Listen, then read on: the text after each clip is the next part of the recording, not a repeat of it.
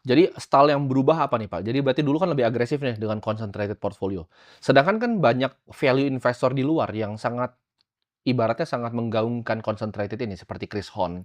Even Charlie Munger sampai di akhir beliau meninggal, dia bilang kan posisinya cuma 3 yang dia punya. Ya, Satu Berkshire Hathaway, 2 itu Costco, ya. 3 itu fundnya Lilu yang di Cina. Hmm, Nah, itu tanggapan Pak Yos bagaimana terhadap hal itu? Karena itu yang saya praktekkan di pribadi saya. ya, Saya nggak pernah punya, ini kan personal tapi bukan fund ya. betul. Personal saya nggak pernah punya lebih dari 3 sih Pak, posisi dari dulu. Iya. Terus terang saya kalau pribadi juga, saya tetap stick dengan high portfolio concentration, karena Oke, menurut saya itu yang paling efektif, ya kan.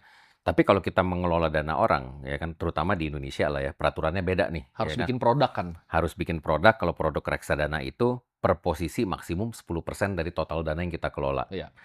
Tapi kalau produknya KPD atau discretionary fund, itu baru bisa kita kelola Oke. seperti investment pribadi kita Kalau gitu. balance fund juga 10% atau bisa di atas kalau Tetap balance? 10%. Yang Oke. namanya reksadana itu, maksimum per saham atau per obligasi 10% dari total dana yang kita kelola, gitu loh.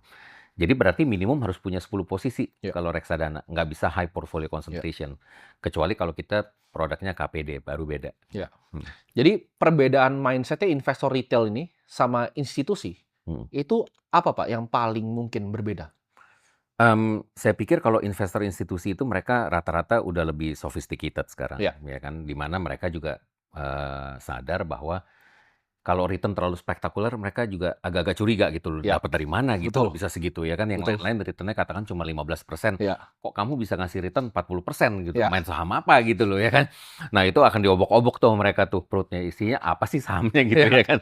Jadi, kita harus hati-hati juga gitu loh, sementara kalau, dengan investor retail mereka nggak terlalu peduli. Oke.